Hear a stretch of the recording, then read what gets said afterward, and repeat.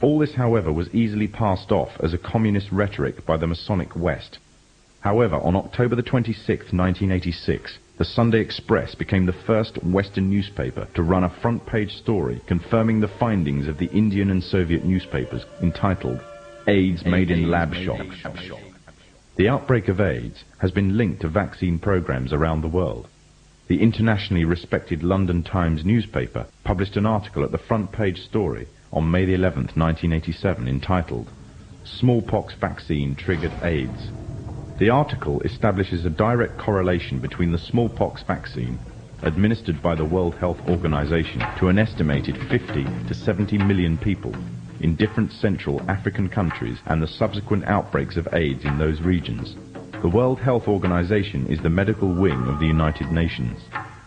The evidence suggests that AIDS is a genetically engineered virus spread through vaccination programs in third world countries, germ warfare against the innocent and the weak, aimed at eliminating an entire populace off the face of the earth. AIDS is nothing other than the modern-day final solution, and all of this for the purpose of installing an economic policy that would give complete global domination to the Masonic West.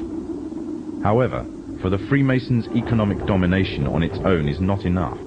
In order to have Masonic governments at the head of global union under complete Masonic control, an economic union may suffice, but to keep it there, they would need a military union, and that union would be none other than the UN.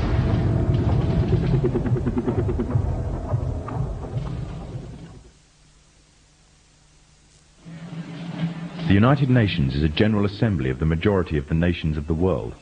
Britain, France and America are already ranked within the 5 major powers of its Security Council, with the others being Russia and China. This means they have enough power to veto any motions passed. In December 1992, the President of the General Assembly declared that the UN must become a functional world parliament, and went on to say that the UN should be equipped with its own intelligence service. However, the UN has already attained military power. It operates its own army, an army that stood back while thousands of Muslims were killed by the Serbs in Bosnia, and instead implement an arms embargo that left the Muslims without any means of self-defense. When UN soldiers were sent to wage war against General Mohammed Farah Aidid during the months between June and October 1993, American helicopters fired on hospitals, houses and civilian crowds, killing hundreds of unarmed people. After an attack in which 71 died, the head of the UN mission, Admiral Jonathan Howe, said, "We knew what we were hitting. It was well planned." This was a clear breach of the Geneva Convention, but when the US military attorney was confronted on these points, his reply was that the Geneva Convention did not apply to the UN forces on the technicality that the UN is not the signatory to the convention. In other words, UN troops were free to commit any war crimes or atrocities they wanted and were above any law.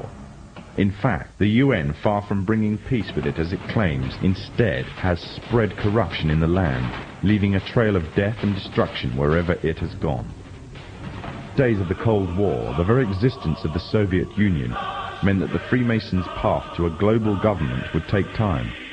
Now that communism has been destroyed, it seems that the Freemasons can at last use the UN to achieve their goals of a global government, therefore having the entire world at their grasp with none to stand in their way, or so they thought.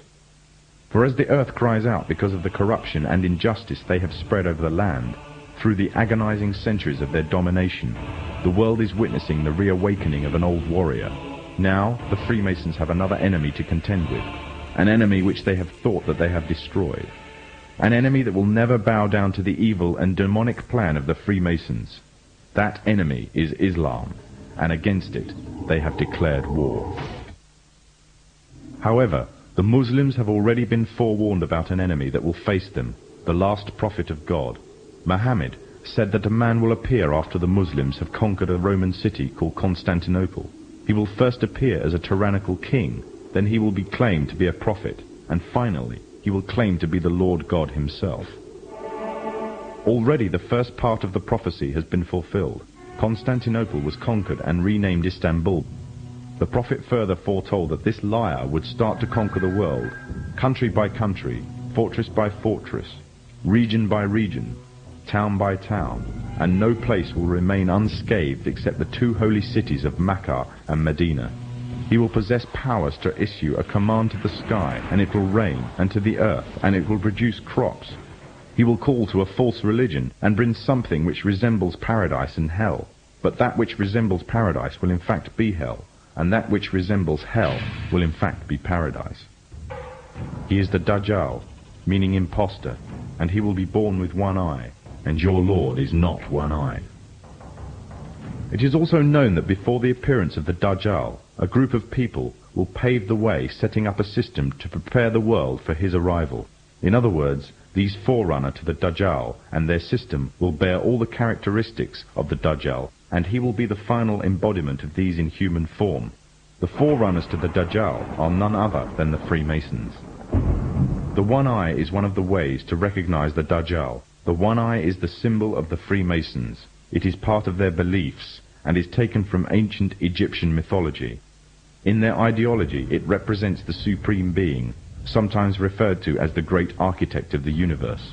The scholars of Islam say that the similitude of the Dajjal is that of the Pharaoh who tarried with the prophet Moses. The Pharaoh was a tyrannical leader who elevated himself in status and declared himself to be God. He used magicians to create illusions and fool the people, and oppressed all who did not conform to his false religion.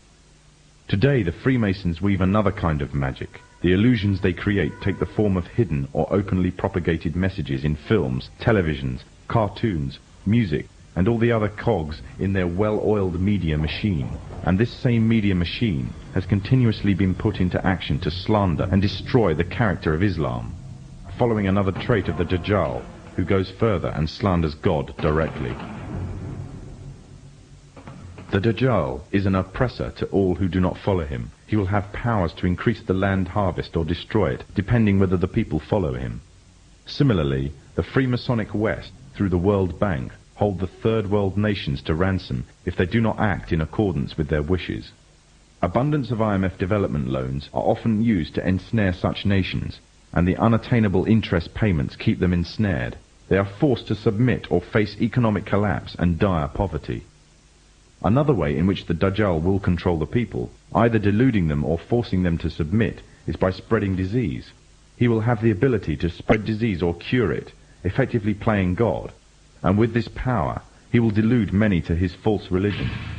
The Freemasons also play with people's lives in this manner.